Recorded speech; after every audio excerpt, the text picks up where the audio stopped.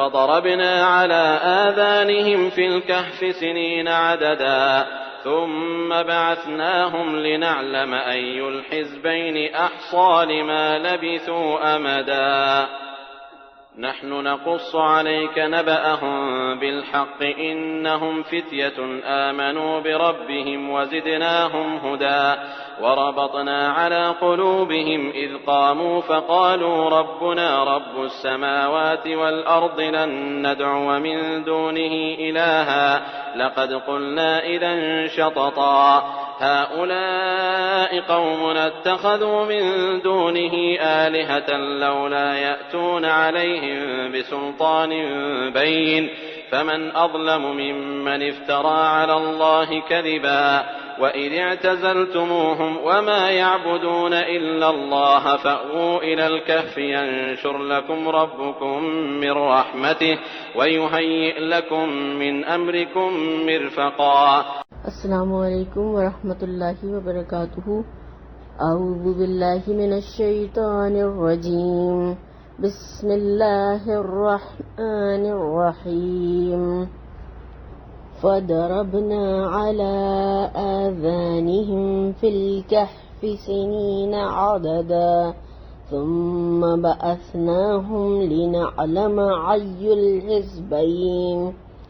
أي الحزبين أحصى لما لبثوا أمدا نحن نقص عليك نبأهم بالحق إنهم فتية آمنوا بربهم وزدناهم هدى وربطنا على قلوبهم إذ قاموا فقالوا ربنا رب السماوات والأرض لن ندعو من دونه إلها لقد قلنا إذا شططا هؤلاء قومنا اتخذوا من دونه آلهة لولا يأتون عليهم بسلطان بين فمن أظلم ممن افترى على الله كذبا وإذ اعتزلتموهم وما يعبدون إلا الله فأووا إلى الكهف ينشر لكم ربكم من رحمته ويهيئ لكم من أمركم مرفقا. فضربنا پس مارا یا تھپکا ہم نے علا پر آذانہم ان کے کانوں فی الکہفی غار میں سنینا کئی برس عددا گنتی کے ثم پھر بعثناہم جگا اٹھایا ہم نے ان کو لنعلم تاکہ ہم معلوم کریں ایو کون سا حزبینی دونوں جماعتوں میں سے احصا خوب واقف ہے لما اس سے جو کہ گنتی لبثو وہ رہے امدا مدت نحنو ہم نقصو بیان کرتے ہیں علیکا تجھ سے نبأہم حالات ان کے بالحق صحیح انہم تحقیق وہ فتیتن کئی نوجوان تھے آمنو ایمان لائے بربہم پروردگار اپنے پر وزدناہم اور ہم نے زیادہ دی ان کو ہدن ہدایت وربطنا اور مربوط کر دیا علی قلوبہم ان کے دلوں کو اس جب قوموا وہ کھڑے ہوئے فقالوا تو کہنے لگے ربنا پروردگار ہمارا رب السماوات رب ہے آسمانوں کا والارض اور زمین کا لن ندعو ہرگز نہ پکاریں گے ہم من دونہ سوائے اس کے الہن کسی کو معبود لقد قلنا البتہ کہیں گے ہم اذا اس وقت شططا بعید از عقل بات ہاؤلائی یہ ہے قومنا قوم ہماری اتخذوا انہوں نے بنا رکھے ہیں من دونہ سوائے اس کے آلہہ اور معبود لولا کیوں نہیں یأتونا لاتے ہیں وہ علیہم ان پر بسلطان کوئی دلیل بین کھلی فمن پس کون ازلم بڑا ظالم ہے ممن اس سے جس نے افطرا گڑ لیا یا افطرا کیا اللہ اللہ پر کذبا جھوٹ وَإِذْ اور جب اعتزلتموہم تم نے ان سے کنارہ کر لیا وما اور جو اور جن کی یا عبدون وہ عبادت کرتے ہیں اللہ سوائے اللہ تعالی کے فَأْوُوا پس پناہ لو یا جا بیٹھو اِلَى الْكَهْفِ غار میں جا کر يَنشُرْ لَكُمْ پھیلا دے گا وسیع کر دے گا تمہارے لیے ربکم تمہارا پروردگار من سے رحمتی ہی اپنی رحمت وَيُحَيِّئْ اور مہیا کرے گا لکم تمہارے لیے من امرکم تمہارے کاموں میں مرفقہ آسانی نحمدہ ونصلی علی رسولہ الکریم رب اشرح لی صدری ویسر لی امری واحلل عقدۃ من لسانی یفقہوا قولی اللہم ارنا الحق حقا وارزقنا اتباعہ وارنا الباطل باطلا وارزقنا اجتنابہ آمین یا رب العالمین۔ الحمدللہ ہماری سورہ کہف چل رہی ہے اور ہم اس کو سمجھنے کی کوشش کر رہے ہیں۔ اللہ تعالی ہمیں اس کا صحیح فہم عطا فرمائے اور اصحاب کہف کی جو ہم کہانی پڑھ رہے ہیں اللہ تعالی ہمیں بھی اسی طرح سے ہدایت اور ایمان میں ہمارے میں اضافہ فرمائے، اور جیسے کہ اللہ تعالیٰ نے ان کو ہدایت دی، ان کے ایمان میں اضافہ فرمایا، ان کا ایمان مضبوط کیا، اسی طرح سے اللہ تعالیٰ ہمارا بھی کر دے، اور اس فتنوں کے دور میں اور آئندہ فتنوں کے دور میں اللہ تعالیٰ ہمیں، ہمارے بچوں کو اور ہماری آئندہ نسلوں کو ایمان پر ثابت قدم رکھے انشاءاللہ تعالیٰ، آمین ثم آمین۔ ہم نے پچھلی بار جو اصحاب کہف تھے ان کی دعا پڑھی تھی آیت نمبر 10 میں، انہوں نے اللہ تعالیٰ سے دعا مانگی تھی، غار میں داخل ہوئے اور پھر انہوں نے دعا کی کہ اللہ ہے ہمارے رب ہمیں اپنے پاس سے رحمت عطا فرما اپنی مہربانی سے، اور ہمیں ہماری قوم سے جو کہ ہمیں فتنہ میں مبتلا کرنا چاہتی ہے، اور ہمیں محفوظ رکھ جو کہ ہمیں واپس کفر کی طرف پلٹ لے جانا چاہتی ہے، اور ہمارے عمل کا انجام خیر اور بھلائی والا بنا دے، اور جو یہاں آ کر ہم نے پناہ لی ہے، اور اللہ تعالی ہمارا مستقبل بھی اچھا ہو اور ہمارا انجام بھی بہتر ہو۔ اس کے بعد والی آیت جو آیت نمبر 11 سے آج ہم سبق دیکھیں گے اپنا، اللہ تعالیٰ نے فرمایا فَضَرَبْنَا عَلَىٰ آذَانِهِمْ فِي الْكَهْفِ سِنِينَ عَدَدًا، تو ہم نے غار میں کئی سال تک ان کے کانوں پر نیند کا پردہ ڈالے، یعنی ان کو سلائے رکھا۔ وہ غار میں آئے، انہوں نے دعا کی اللہ تعالیٰ سے، اللہ تعالیٰ نے ان کو سلا دیا۔ تو یعنی اللہ تعالیٰ یہاں پر فرما رہے کہ ہم نے ان کی دعا سن لی اور ان کو تھپکی دے کر، یعنی نیند آتی ہے جبکہ کان سننا بند کر دیتے ہیں، تو کانوں پر تھپک کر بچوں کو بھی خاص طور سے ہم جب سلاتے ہیں تو ان کے کانوں کو ہی تھپکتے ہیں، تو جب کان بند ہو جاتے ہیں، سننا بند ہو جاتا ہے انسان کا، تو پھر اس کی آنکھیں بند ہو جاتی ہیں اور وہ سو جاتا ہے۔ تو اللہ تعالیٰ نے یہاں پر کہا کہ ہم نے ان کی کانوں پر تھپکی دی اور ان کو سلا دیا کئی سالوں تک۔ اور یہ ایک عربی کا محاورہ ہے فَضَرَبْنَا عَلَىٰ آذَانِهِمْ، گہری نیند کے سونے کے بارے میں یہ محاورہ بولا جاتا ہے۔ ایک ہلکی نیند ہوتی ہے، ایک گہری نیند ہوتی ہے، اور اس میں یہاں پر اللہ تعالیٰ نے جو ان کے سونے کی بات کا فرمایا ہے کہ ان کو کئی سالوں تک سلائے رکھا، نیند کا پردہ ڈالے رکھا، تو نیند سے جو انسان کا خوف ہوتا ہے اور جو ایک ڈر ہوتا ہے، اضطراب ہوتا ہے، بے چینی اور پریشانی، نیند سے یعنی سونے سے وہ بھی انسان کی ختم ہو جاتی ہے، اس کو سکون مل جاتا ہے۔ تو اللہ تعالیٰ نے ان کی نیند کے ذریعے ان کا خوف جو ان کا تھا، ٹینشن تھا، وہ ڈر تھا، وہ جو اضطراب تھا کہ وہ پکڑ لیں گے اور ہمیں اپنے دین میں واپس لے جائے گا بادشاہ اور اس کے لوگ جو ہیں، تو اس سے اللہ تعالیٰ نے ان کو نجات دی۔ تو یہ جو بتایا کہ اور ان کو وہاں کی باہر کی جو آوازیں تھیں جو نیند میں خلل ڈالتا کوئی بھی چیز ہوتی جو ان کو، تو اس سے بھی اللہ تعالیٰ نے وہاں پر محفوظ رکھا، اور یہ پردہ کئی سالوں تک پڑا رہا اور وہ گہری نیند سوتے رہے، اور جب تک اللہ تعالیٰ نے ان کو سلانا چاہا وہاں پر ان کو سلایا۔ تو پہلا پارٹ اس کہانی کا کیا تھا کہ وہ غار میں آئے، اللہ تعالیٰ سے دعا کی، اور دوسرا کیا ہے کہ پھر اللہ تعالیٰ نے ان کو سلا دیا۔ اور یہ بھی ہمیں سمجھ لانا چاہیے کہ وہ مرے نہیں تھے، وہ سوئے تھے، وہ گہری نیند سوئے تھے۔ اگر وہ مر جاتے تو پھر ان کے جسم جو ہے وہ ڈی کمپوز ہونا شروع ہو جاتے، وہ گھلنا شروع ہو جاتے، اور وہ سب ان کا سارے اعضاء خراب ہو جاتے، ختم ہو جاتے۔ تو وہ سوئے تھے، وہ مرے نہیں تھے۔ اور پھر آپ صلی اللہ علیہ وسلم نے بھی نیند کو موت کی بہن فرمایا ہے۔ تو اور اہل جنت کے بارے میں بھی آتا ہے کہ وہ وہاں پر سوئیں گے نہیں، نیند نہیں ہوگی وہاں پر، اور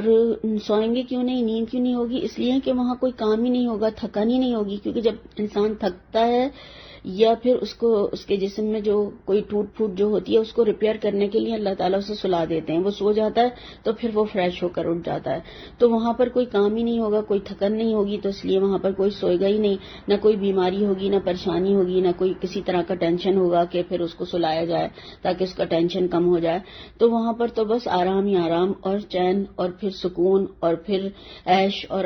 سب طرح کی وہاں پر خیر اور بھلائیاں ہوں گی. تو وہاں پر انسان نہ تھکے گا نہ پریشان ہوگا. پھر یہاں پر اللہ تعالیٰ نے فرمایا کہ ثم بعثناہم لنعلم ای الحزبین احصی لما لبثوا امدا. پھر ان کو جگا اٹھایا تاکہ معلوم کریں کہ جتنی مدت وہ غار میں رہے دونوں جماعتوں میں سے اس کی مقدار کس کو خوب یاد ہے. اس کے بارے میں بھی کئی آرا ہیں. یہ ایک تو یہ رائے ہے کہ وہ دو گروہ خود اپنے ان کے اندر کے تھے، جو نوجوان سوئے تھے وہ اپنے اندر کے تھے کہ جب وہ اٹھے تو انہیں وقت کا صحیح اندازہ نہیں ہو رہا تھا، تو آپس میں ہی وہ ایک دوسرے سے اختلاف کرنے لگے کہ کتنے دن ہم سوئے، کتنے وقت اس حالت میں رہے ہم. اور ایک دوسرا اس کے معنی یہ بھی کیا گیا ہے کہ بات کے اختلاف کرنے والے لوگ جو ان کو جب اٹھے تو وہ لوگ آپس میں جو اختلاف کر رہے تھے. اور تیسری ایک اور رائے قریش اور مسلمانوں کے آپس کے گروہ. تو اللہ تعالیٰ یہ دیکھنا چاہتے تھے کہ کس کو پتہ چلتا ہے کہ وہ کتنی مدت یا کتنے سال تک، کتنے وقت تک، کتنے عرصے تک سوئے رہے. اللہ تعالیٰ نے ایک آزمائش کے طور پر ان کو سلایا. اور پھر اس کے بعد میں ہم دیکھتے ہیں کہ جب ہم سو کر اٹھتے ہیں تو ہمیں نئی زندگی ایک طریقے سے ملتی ہے. اور پھر ہمیں دعا پڑھنے کی بھی بتایا گیا ہے کہ ہم جب سو کر اٹھیں تو الحمدللہ الذی احیانا بعد ما اماتنا والیہ النشور، یہ ہمیں دعا پڑھنی چاہیے، ساتھ میں کلمہ بھی پڑھنا چاہیے.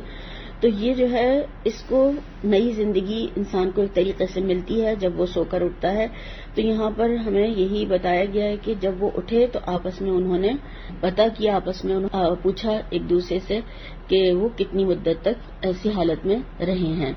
اور اس میں یہ بھی بتایا گیا ہے کہ تمہیں تو خود معلوم نہیں ہے کہ تمہارے اندر تو خود اختلاف رائے پایا جاتا ہے کہ وہ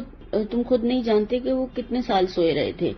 اور تم ہمارے رسول سے آزمائش کے لیے یہ سوال پوچھوا رہے ہو، تمہیں خود پہ پتہ نہیں ہے. تو اس کا بھی اس میں جواب دیا گیا ہے. پھر فرمایا نحن نقص علیک نبأہم بالحق انہم فتیۃ آمنوا بربہم وزدناہم ھدی. ہم ان کے حالات تم سے صحیح بیان کرتے ہیں. وہ کئی جوان تھے جو اپنے پروردگار پر ایمان لائے تھے اور ہم نے ان کو اور زیادہ ہدایت دی تھی. اب اللہ تعالیٰ یہاں پر فرمائے کہ ہم یہ قصہ ٹھیک یعنی حق کے ساتھ تمہیں سناتے ہیں. تو پہلی بار یہاں پر اس کتاب میں یہ کہانی اللہ تعالیٰ نے سنائی ہے اور حق کے ساتھ سچی کہانی، حق بات یہاں پر بیان کی ہے. تو یہ دیکھنا ہے ہمیں کہ اللہ تعالیٰ نے یہ کہانی کیوں بیان کی ہے. اپنے پاس بھی اس کو ہم سوال کو لکھ سکتے ہیں اور پھر اس کا جواب خود دے لیں، خود اس کے بارے میں لکھیں کہ اللہ تعالیٰ نے یہ کہانی جو ہے یہاں پر ہمیں کیوں سنائی ہے، کیوں بیان کی ہے اللہ تعالیٰ نے، اور اس کے کیا غرض ہے اس کا، اور کیا سبق دینا چاہتے ہیں اللہ تعالیٰ ہمیں اس کہانی کو سنا کر. اور ان کے لیے فتیہ اس سے پہلے بھی آیا اور یہاں پر بھی آیا. تو اس کے بارے میں آتا ہے کہ وہ نمبر جو 10 سے کم ہو، یعنی 9 یا اس سے کم کی تعداد تھی، اور ان کی ایج بھی اللہ تعالیٰ نے یہاں پر ہمیں مینشن کی بتائی. اور اس میں یہ ٹین ایجر بھی، اور جو میں نے اس سے پہلے بھی بتایا تھا کہ 15 سے 29 کے درمیان جو ایج ہوتی ہے اس کو بھی فتیہ کہا جاتا ہے. تو اللہ تعالیٰ نے ان نوجوانوں کا سچا قصہ، سچی بات جو ہے کہانی وہ ہمیں یہاں پر سنائی ہے. اور حق کے بارے میں جو کہا گیا یہاں پر، تو اس کو 3 پوائنٹ میں ہم دیکھ سکتے ہیں کہ نمبر 1 یہ سچی کہانی ہے، نمبر 2 حقیقت اللہ تعالیٰ نے اس میں ہمیں بتائی ہے، اور درجہ بدرجہ بتائی ہے، یعنی اسٹیپ بائی اسٹیپ اللہ تعالیٰ نے ہمیں اس کہانی میں ان کے بارے میں بتایا ہے. اور تیسرا اس کہانی کے بارے میں یہ ہے کہ یہ کہانی برائے کہانی نہیں ہے، یعنی یہ صرف کہانی قصہ نہیں سنایا گیا ہے، بلکہ ایک مقصد کے تحت ہمیں یہ کہانی سنائی ہے اللہ تعالیٰ نے. تو اس کو حق کے لیے اس طرح 3 طرح سے ہم ڈیفائن کر سکتے ہیں کہ یہ حق اور سچی بات جو اللہ تعالیٰ نے ہمیں یہاں پر بتائی ہے. اور انہوں نے پوچھا تھا اس بات کو، کہانی کو، تو اللہ تعالیٰ نے حق بات، سچی بات اور ان کا صحیح قصہ پھر سنا دیا. تو اللہ تعالیٰ نے یہاں پر چند نوجوانوں کی تعریف بیان فرمائی ہے کہ وہ تھے تو نوجوان، مگر اللہ تعالیٰ نے جب انہیں سیدھا راستہ دکھایا اور ہدایت دی تو انہوں نے سیدھے راستے پر استقامت اختیار کی، تو اللہ تعالیٰ نے ان کی ہدایت میں اور ترقی فرمائی، یعنی اور ان کے دل کو اللہ تعالیٰ نے مضبوط کر دیا۔ اس قصے میں ہمارے لیے بہت سارے اسباق پوشیدہ ہیں۔ نمبر 1 یہ کہ ایمان وہ ہے جس میں استقامت ہو، یعنی ڈاواڈول نہ ہو، کبھی ادھر کبھی ادھر، کبھی آدھا کبھی پورا، بلکہ جو ہو تو وہ مکمل اس پہ استقامت ہو۔ پھر دوسری چیز یہ ہے جوانی میں نیک کام کرنا، ایمان پر قائم رہنا، ایمان کی خاطر قربانیاں دینا بہترین عبادت ہے اللہ تعالیٰ کے نزدیک اور پسندیدہ کام ہے۔ شیخ سعدی اسی کے بارے میں کہتے ہیں کہ در جوانی توبہ کردن شیوئے پیغمبری، وقت پیری گر کے ظالم می شود پرہیزگار، کہ جوانی میں توبہ کرنا، پرہیزگاری اختیار کرنا یہ پیغمبروں کا طریقہ ہے، پیغمبروں کا شیوا ہے۔ بڑھاپے میں تو خونخوار بھیڑیا بھی پرہیزگار بن جاتا ہے، کیونکہ اب اس میں شکار کرنے کی طاقت جو نہیں رہی ہے، تو ایسے ہی بوڑھا آدمی بھی گناہ کرنے کی طاقت ہی نہیں رکھتا جو کہ وہ گناہ کرے گا۔ اور جبکہ جوانی میں اصل قوتیں اور طاقتیں انسان کے پاس ہوتی ہیں، اور وہ اس وقت اگر اللہ تعالیٰ کی عبادت کرتا ہے تو یہ بہت زیادہ اللہ تعالیٰ کے لیے کہ یہاں پر پسندیدہ عمل ہے۔ اس کے بارے میں آپ صلی اللہ علیہ وسلم نے ہمیں جو فرمایا ہے کہ 5 چیزوں سے پہلے غنیمت سمجھو۔ نمبر 1 اپنی جوانی کو بڑھاپے سے پہلے، نمبر 2 صحت کو بیماری سے پہلے، اور مالداری کو غربت اور افلاس سے پہلے، فراغت کو مشغولیت سے پہلے، اور زندگی کو موت سے پہلے۔ تو اس میں بھی سب سے پہلے جوانی کا ذکر ہے، اور قیامت کے دن بھی جو انسان سے سوالات ہوں گے اس میں خاص طور سے ایک سوال جوانی کے حوالے سے ہوگا کہ عمر کا سوال تو ہوگا ہی ہوگا مگر کہ کہاں گزاری، لیکن خاص طور سے جوانی کے بارے میں بھی پوچھا جائے گا۔ آپ صلی اللہ علیہ وسلم نے فرمایا کہ ابن آدم حشر کے دن اپنے رب کے سامنے سے قدم نہ ہلا سکے گا جب تک کہ 5 سوالوں کا جواب نہ دے دے۔ نمبر 1 اپنی عمر کے بارے میں کہ اسے کہاں گزاری، نمبر 2 اپنی جوانی کے بارے میں کہ اسے کیسے گزارا، کہاں پرانا کیا، پھر نمبر 3 پھر مال کے بارے میں کہ کہاں سے کمایا، اور نمبر 4 کمایا ہوا مال کہاں خرچ کیا، اور نمبر 5 علم کے بارے میں کہ اس پہ عمل کتنا کیا، کتنا حاصل کیا اور کتنا اس پر عمل کیا۔ اور رول ماڈل کے طور پر قرآن میں ہمیں پیغمبروں کے جو تذکرے بتائے گئے ہیں اس میں سب سے خوبصورت کہانی جو احسن القصص جس کو کہا یوسف علیہ السلام کی، اور اس میں ان کا رول ماڈل ہمیں دکھایا اللہ تعالیٰ نے کہ پورے شہر کی عورتیں ان کے پیچھے پڑی ہوئی تھیں، مگر انہوں نے اس سے بچنے کے لیے ان سب کے مکر و فریب سے اللہ تعالیٰ سے دعا مانگی بچنے کے لیے کہ اللہ مجھے قید خانہ زیادہ پیارا ہے اس سارے فتنوں سے جس کی طرف یہ عورتیں مجھے دعوت دے رہی ہیں۔ تو ایک شخص تو اس وقت فائدہ اٹھا سکتا تھا ان سب چیزوں سے، مگر انہوں نے کیسے پاکیزہ نوجوان تھے کہ انہوں نے قید منظور کی اور ان سب کو جو ہے انہوں نے قبول نہیں کیا۔ موسیٰ علیہ السلام کی جوانی کے قصے بھی ہمیں قرآن میں اللہ تعالیٰ نے بتائے ہیں، اور آپ صلی اللہ علیہ وسلم کے حوالے سے ہم جانتے ہیں کہ کیسا پاکیزہ کردار اور کیسا آپ صلی اللہ علیہ وسلم کا وہ جوانی کا دور تھا، یعنی نبوت سے پہلے کے جو 40 سال ہیں ان کے بارے میں تمام احادیث سے معلوم ہوتی ہیں۔ اور یہاں اس صورت میں بھی دیکھیں اللہ تعالیٰ نے خاص طور سے ان چند نوجوانوں کا تذکرہ فرمایا ہے کہ انہوں نے اللہ تعالیٰ سے دعا مانگی کہ اللہ تعالیٰ تو بتا دے کہ کیا کرنا چاہیے، کیا کرنا ہے، اور ہمارے لیے آسانی فرما اور ہماری مدد فرما۔ اور پھر اب دیکھیں کہ ہم جو ہے آج اگر دیکھیں تو یوتھ جو ہے، نوجوان جو ہیں، تعداد بہت زیادہ ہے اسلامی معاشرے میں، ہر جگہ دیکھیں مسلمان کتنے زیادہ ہیں مگر فوکس نہیں ہے اور ان کو معلوم ہی نہیں ہے کہ کیا کرنا ہے کیا نہیں کرنا ہے۔ اور اس کے بارے میں ہم دیکھیں کہ جو 7 نوجوانوں کے بارے میں آپ صلی اللہ علیہ وسلم نے ہمیں بتایا وہ حدیث کے حوالے سے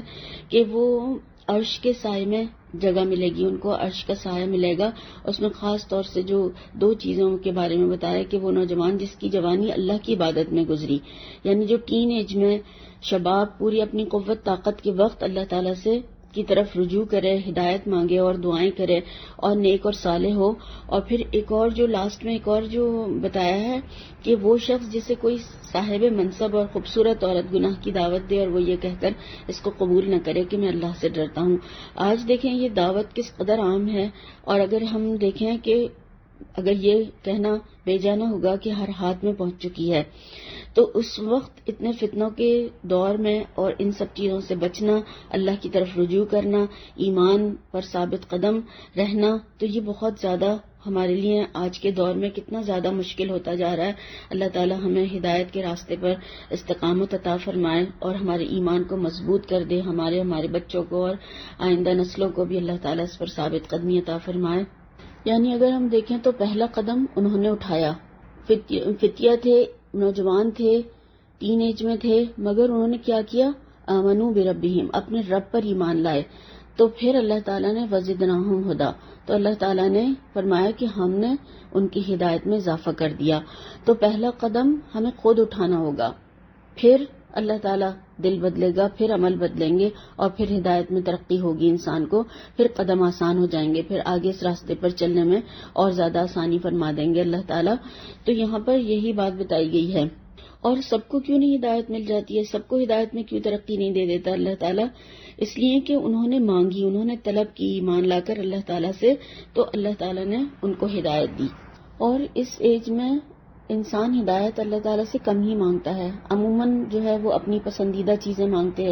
ہیں نا نوجوان. عام طور پر دعائیں کیا ہوتی ہیں؟ شادی اچھی جگہ ہو جائے، جاب اچھی مل جائے، اور ہمارا جو ہے وہ لائف سٹائل اچھا ہو جائے، یا ہم اچھی جگہ کہیں موو کر جائیں. ایسی ہی دنیاوی چیزوں کا بس ٹینشن ہوتا ہے. ہدایت کا تو بہت کم کسی کو ہی فکر ہوتی ہوگی یا اس کے لیے وہ دعائیں کرتا ہوگا. اور اگر اس وقت میں راستہ مل جائے نوجوانوں کو، یا پھر ان کو ہدایت مل جائے، تو وہ زیادہ بہتر کام کر سکتے ہیں، زیادہ عملی طور پر وہ آگے جا سکتے ہیں، کیونکہ ان میں قوت طاقت بھی زیادہ ہوتی ہے اور وہ روایات کے پابند نہیں ہوتے، مصلحتوں کا شکار نہیں ہوتے ہیں، اور آئندہ زندگی کا بھی ان کو اتنا کچھ زیادہ کوئی خوف یا پریشانی نہیں ہوتی ہے. وہ سب کچھ یعنی بڑے سے بڑا قدم بھی اٹھا سکتے ہیں. ماں باپ کی بھی کتنی زیادہ فکر نہیں ہوتی ہے، اپنا کوئی آگے پیچھے ہوتا نہیں، بیوی بچے ہیں نہیں، شادی ابھی ہوئی نہیں ہے، تو وہ اتنا زیادہ کسی ان مصلحتوں کے شکار بھی نہیں ہوتے ہیں.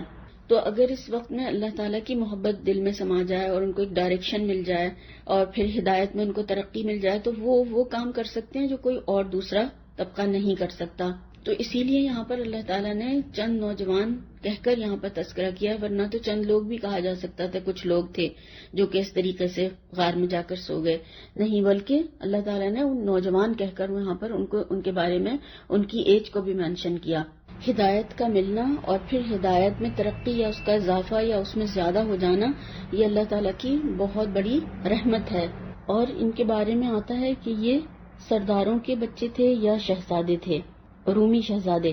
اور جب انہوں نے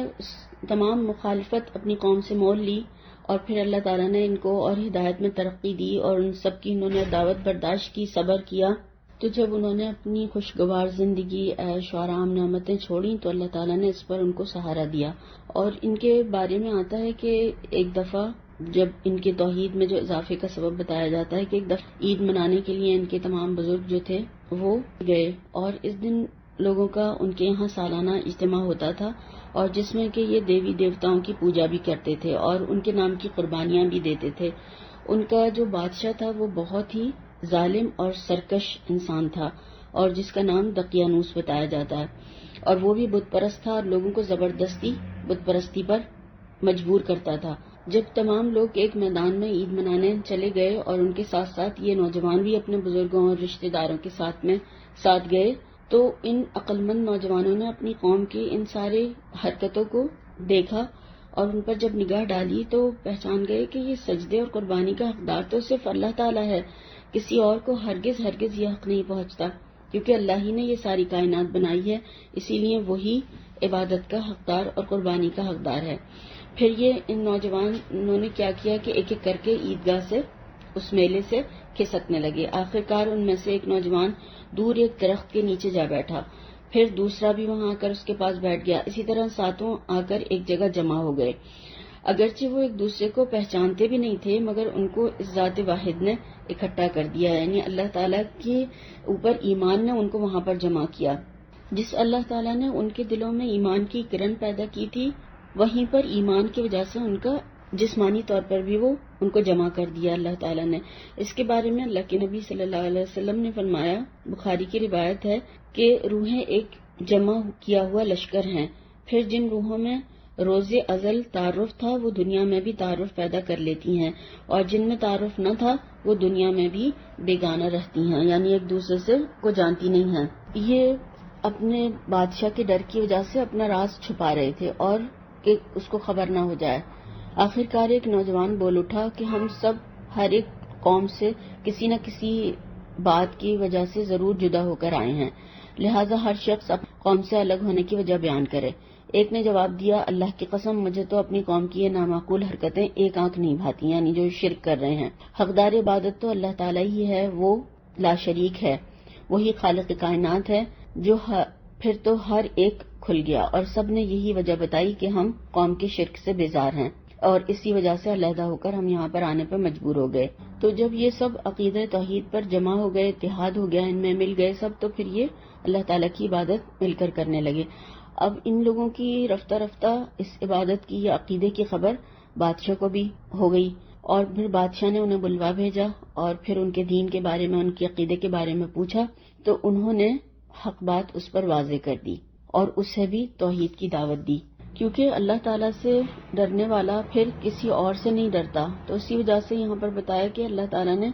کہ ان کے دل مضبوط کر دیے۔ جب وہ بادشاہ کے سامنے کھڑے ہوئے تو کہنے لگے کہ ہمارا رب وہی ہے جو تمام کائنات کا رب ہے، ہم اس کے علاوہ کسی کو معبود ماننے کو تیار نہیں، کیونکہ اگر ہم نے کسی اور کو معبود مان لیا تو ہم نے ایک انتہائی غلط بات مان لی، کیونکہ شرک تو کھلم کھلا باطل ہے اور لغو اور بیہودہ چیز ہے۔ تو اس میں اللہ تعالیٰ نے فرمایا وَرَبَطْنَا عَلَىٰ قُلُوبِهِمْ إِذْ قَامُوا فَقَالُوا رَبُّنَا رَبُّ السَّمَاوَاتِ وَالْأَرْضِ لَن نَّدْعُوَ مِن دُونِهِ إِلَٰهًا لَقَدْ قُلْنَا إِذًا شَطَطًا، اور ان کے دلوں کو مربوط یعنی مضبوط کر دیا۔ جب وہ اٹھ کھڑے ہوئے تو کہنے لگے کہ ہمارا پروردگار آسمانوں اور زمین کا مالک ہے، ہم اس کے سوا کسی کو معبود حق سمجھ کر نہ پکاریں گے۔ اگر ایسا کیا تو اس وقت ہم نے بعید از عقل بات کہی۔ ربطنا کے معنی ایسے ہیں کہ جو ایسا باندھنا جو کھل نہ سکے۔ مربوط ہم اردو میں بھی پڑھتے ہیں، رابطہ بھی پڑھتے ہیں، اس کے معنی تسلی بھی ہیں، اور ایسا باندھنا کہ جو اتنا مضبوط کہ جو کھل نہ سکے، یا پھر ایسا بند کرنا جس میں سے کوئی چیز لیک نہ ہو۔ تو یہ اللہ تعالیٰ نے فرمایا کہ ان کے دلوں کو ایسا اللہ تعالیٰ نے مضبوط کر دیا، ایسا باندھ دیا حق کے اوپر ان کے دلوں کو کہ وہ جو ہے یعنی وہ ذرا بھی نہیں ڈگمگائے، اور کہاں بادشاہ کے دربار میں۔ اور جب اس نے بلایا، تفتیش کی بادشاہ نے، تو بڑے اطمینان سے اس کے دربار میں کھڑے ہو کر انہوں نے اپنا موقف پیش کیا اور ذرا سے بھی اپنے بات سے نہیں ہٹے، ایمان سے نہیں ہٹے۔ اور ان کو یہ پتا بھی تھا کہ یہ کتنا ظالم اور جابر بادشاہ ہے، یہ ہمیں پکڑوا کر مروا دے گا، مگر اللہ تعالیٰ نے ان کو ہمت اور جرأت عطا فرمائی اور انہوں نے کہا کہ ہم ان بتوں کے آگے کیوں جھکیں، ہم ان کو کیوں مانیں، رب تو وہ ہے جو زمین اور آسمان کا رب ہے۔ تو دلیل کے ساتھ بات کرو، یعنی دلیل لاؤ کچھ، اگر تم ان کی عبادت کرتے ہو، ان بتوں کو پوچھتے ہو تو پھر ایک دلیل لاؤ تم اور ہمیں بتاؤ، ثابت کرو کہ یہ واقعی میں رب ہیں یا انہوں نے کچھ بنایا ہے، تو جبھی ہم اس کو مانیں گے۔ اور اللہ ہی کا سہارا انسان کو یہ مضبوطی عطا کرتا ہے، ورنہ غیر اللہ کے سہارے تو انسانوں کو کمزور کر دیتے ہیں۔ اور پھر انسان جو جب خوفزدہ ہوتا ہے کسی سے تو وہ فوراً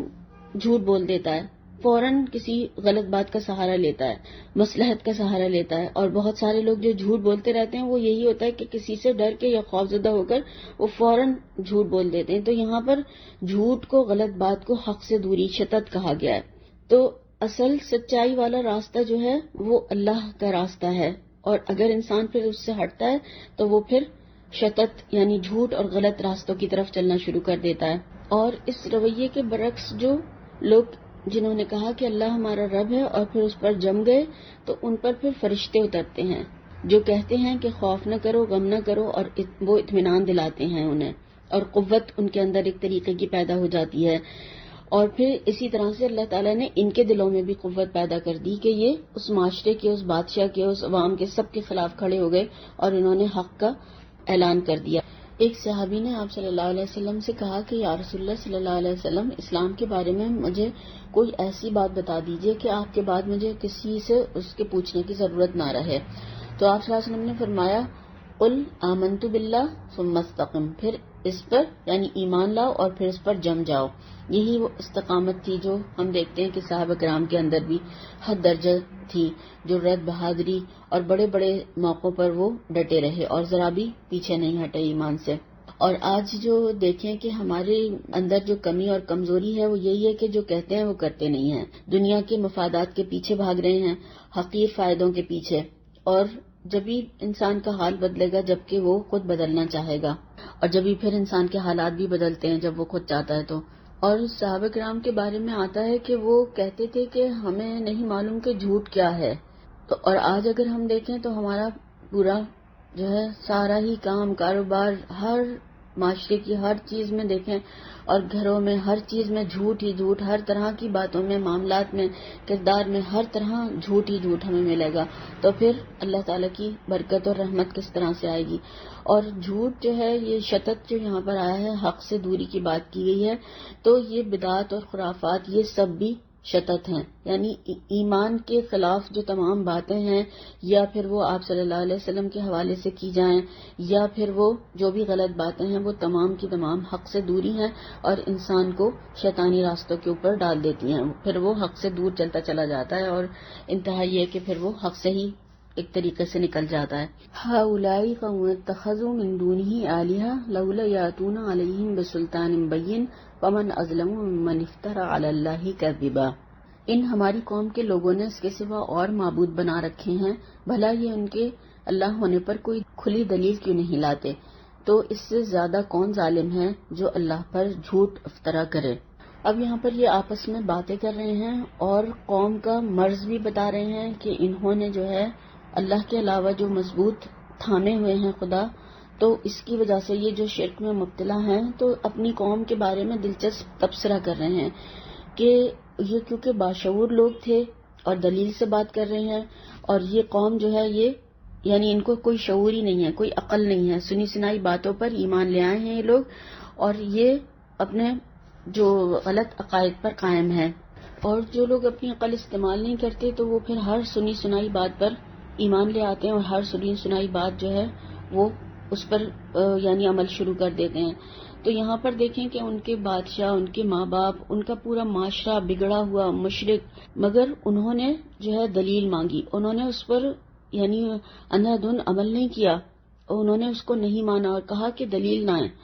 بے دلیل باتیں ہم نہیں مانیں گے۔ اور ان کے پاس دلیل کیا تھی؟ بہت مضبوط دلیل تھی، انہوں نے جو پیش کی بادشاہ کے سامنے کہ یہ زمین اور آسمان بنانے والا ہمارا رب ہے، جیسے کہ ابراہیم علیہ السلام انہوں نے چاند کو دیکھا، تارے کو دیکھا، اور پھر انہوں نے ایمان ان کا اور زیادہ مضبوط ہوا، اور پھر انہوں نے کہا کہ میں ڈوبنے والوں کو پسند نہیں کرتا۔ تو یعنی دلیل کے ساتھ میں ابراہیم علیہ السلام نے بھی بات رکھی، اور یہاں پر بھی یہ بے دلیل بات نہیں کر رہے، بلکہ کہہ رہے ہیں کہ قوم دلیل لائے، ہمیں بتائے کہ یہ جو ہے یہ جو سب کر رہے ہیں یہ کیا جھوٹ اور افطرا پردازی کے علاوہ اور کیا ہے۔ اور یہ اللہ تعالیٰ کے اوپر سب سے بڑا جھوٹ جو ہوتا ہے وہ اللہ کے اوپر یہ ہے کہ اللہ تعالیٰ کے ساتھ شریک ہے کوئی، اور یہ کہا گیا ہے کہ کبیرہ گناہوں میں سے ہے۔ اور آج اگر دیکھیں کہ ہم مسلمان کتنا زیادہ اس قبر پرستی اور اس سارے شرک میں اور ان غلط باتوں میں، بدعات خرافات میں مبتلا ہیں کہ یہ ہمارے بڑے کرتے چلے آئیں، اور ان کو بتایا جائے اور منع کیا جائے تو وہ اسی پر جمے رہتے ہیں، اور کوئی ان کے پاس نہ خود کے پاس دلیل ہے نہ وہ کوئی دلیل پیش کر سکتے ہیں۔ تو یہاں پر جو ہے یہ اسی بات کو بتایا اور سمجھایا گیا ہے، اور ہر طریقے کی رہنمائی آپ صلی اللہ علیہ وسلم نے کر کے گئے ہیں، ہر طریقے کا مسنون طریقہ ہمارے پاس موجود ہے، رہنمائی موجود ہے، پھر کیوں غلط طریقوں پر انسان چلے اور غلط باتیں کرے؟ وہ سنت میں دیکھے کہ آپ صلی اللہ علیہ وسلم نے اس طرح کیا تھا تو کرنا ٹھیک ہے، نہیں کیا تھا تو بالکل کرنے کی ضرورت نہیں ہے، چاہے ساری دنیا وہ کام کر رہی ہو۔ تو یہاں پر بھی دلیل کے ساتھ انہوں نے بات کی۔ پھر فرمایا وَإِذْ اعْتَزَلْتُمُوهُمْ وَمَا يَعْبُدُونَ إِلَّا اللَّهَ فَأْوُوا إِلَى الْكَهْفِ يَنشُرْ لَكُمْ رَبُّكُم مِّن رَّحْمَتِهِ وَيُهَيِّئْ لَكُم مِّنْ أَمْرِكُم مِّرْفَقًا۔ اور جب تم نے ان مشرکوں سے اور جن کی یہ اللہ کے سوا عبادت کرتے ہیں ان سے کنارہ کر لیا ہے تو غار میں چل رہو، تمہارا پروردگار تمہارے لیے اپنی رحمت وسیع کر دے گا اور تمہارے کاموں میں آسانی کے سامان مہیا کر دے گا۔ اب یا تو یہ انہی نوجوانوں کی باتیں ہیں جو اپنی قوم کے اوپر تبصرہ کر رہے تھے، اس کا آگے کنٹینیوشن ہے، یا پھر یہ اللہ تعالیٰ ان کو بتا رہے ہیں الہام کے ذریعے سے، کیونکہ یہ نبی نہیں تھے، وحی نہیں آئی تھی ان کے اوپر، بس اللہ تعالیٰ نے ان کے دلوں میں بات ڈالی۔ اور یہاں پر جو اعتزلتموہ آیا ہے اس کے معنی کیا ہیں؟ تم ان سے کنارہ کر لو، اعتزال الگ ہو جانا، اللہ کی نافرمانی والی جگہ سے اب لوگوں سے، ماحول سے، ان سے دوری اختیار کر لی جائے، اب یہاں سے الگ ہو کر کہیں اور چلتے ہیں، اور یہاں پر یہ شرک ہو رہا ہے، اس لیے ہم یہاں پر اب نہیں رہ سکتے۔ تو قوم کا عقیدہ، معبود، لوگ سب چھوڑنے کے لیے تیار ہو گئے۔ اب عملی طور پر وہ جگہ یعنی چھوڑنا چاہتے تھے، ہجرت کرنے کی بات، یعنی ہجرت کر جاؤ، اب یہاں سے چلو۔ جب بادشاہ کو خبر ہوئی، اس نے ان کو بلایا تو اس کے سامنے بھی انہوں نے توحید کی دعوت پیش کی، مگر اس نے قبول کرنے سے انکار کر دیا اور ان کو خوب ڈرایا، دھمکایا اور کہا کہ اگر تم باز نہیں آئے، اپنے عقیدے سے نہیں پھرے تو تمہیں بہت سخت سزا دوں گا، اور جاؤ، اب چند دنوں کی تمہیں مہلت دی جاتی ہے اور پھر اس کے بعد میں تم سے پوچھا جائے گا۔ اب جب ان لوگوں کو مہلت ملی تو انہوں نے اللہ تعالیٰ کی اس کو مہلت کو زبردست رحمت اپنے لیے سمجھا، مہربانی سمجھا، اور پھر یہ وہاں سے شہر سے چھپ کر نکل گئے۔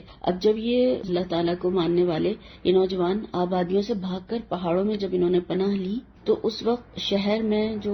ایشیائے کوچک میں بتایا جاتا ہے، یہ بت پرستی اور جادوگری کا سب سے بڑا مرکز تھا یہ، اور وہاں پر ڈائنا دیوی کا ایک عظیم و شان مندر تھا جس کی شہرت تمام دنیا میں پھیلی ہوئی تھی، اور دور دور سے لوگ اس کی وہاں پر پوجا کرنے کے لیے آتے تھے، اور وہاں کے جادوگر، عامل، فالگیر اور تعویذ نویز دنیا بھر میں مشہور تھے۔ شام اور فلسطین اور مصر تک ان کا کاروبار چل رہا تھا، اور اس کاروبار میں یہودیوں کا بھی اچھا خاصا حصہ تھا جو اپنے فن کو سلیمان علیہ السلام کی طرف منسوب کرتے تھے۔ یعنی یہ پورا ایک کاروبار چلا ہوا تھا، اس کو انہوں نے انکار کر دیا اور وہاں سے وہ چلے اور جا کر غار میں چھپے، اور پھر اللہ تعالیٰ نے ان پر اپنی رحمت کو پھیلا دیا۔ پھر بادشاہ کو جب معلوم ہوا تو بہت ڈھونڈا، بہت تلاش کیا، بہت کوششیں کی، مگر وہ ان کا کہیں بھی سراغ نہ ملا، اور اللہ تعالیٰ نے ان کی آنکھوں سے اجھل کر دیا ان لوگوں کو۔ اور اس کو آگے اور اگلی بار انشاءاللہ اس کو دیکھیں گے، اس آیت کے حوالے سے آگے کی آیات کی کنٹینیوشن میں انشاءاللہ تعالیٰ۔ تو بس اس کی اہم بات جو ہے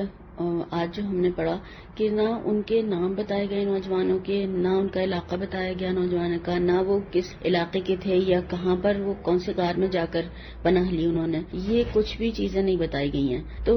چیزیں یہ سب کوئی بھی اہمیت نہیں رکھتی، اصل اہمیت کی چیز جو بتائی گئی ہے وہ کیا ہے؟ وَزِدْنَاهُمْ هُدًى، کہ ان کو اللہ تعالیٰ نے ہدایت میں ان کے اضافہ فرمایا۔ ایمان کا ہونا اصل ہے، اور اس میں پھر اللہ تعالیٰ نے اور ایمان بڑھا دیا۔ تو اہم بات جو بتائی گئی ہے کہ ایمان تھا تو ہدایت ملی، پورا معاشرہ، ماں باپ، سارے لوگ، ماحول سب بگڑے ہوئے مشرک، اور کوئی بھی ان کا ساتھ دینے کو تیار نہیں تھا، مگر اللہ تعالیٰ نے انہیں اس ماحول میں، اس وقت میں ہدایت دی، ان کی حفاظت فرمائی، مگر کیوں کہ ان کو ہدایت کی طلب اور تڑپ تھی، تو اللہ تعالیٰ نے پھر ان کی مدد فرمائی۔ تو یہ ہمارے لیے بہت بڑا اس میں سبق ہے اور عملی پوائنٹ بھی ہے۔ اللہ تعالیٰ ہمیں بھی اسی طرح سے ایسا ہی ایمان عطا فرمائے اور اس میں اضافہ فرمائے، اور ہمیں ثابت قدمی، استقامت عطا فرمائے انشاءاللہ تعالیٰ، آمین۔ ان تمام فتنوں کے دور میں اور آنے والے میں اللہ تعالیٰ ہمیں ایمان پر ثابت قدم رکھے، ہمیں، ہمارے بچوں کو اور ہماری آئندہ نسلوں کو، تمام مسلمانوں کو انشاءاللہ تعالیٰ، آمین۔ سبحانک اللہم و بحمدک، اشہد ان لا الہ الا انت، استغفرک و اتوب الیک۔ السلام علیکم ورحمۃ اللہ وبرکاتہ۔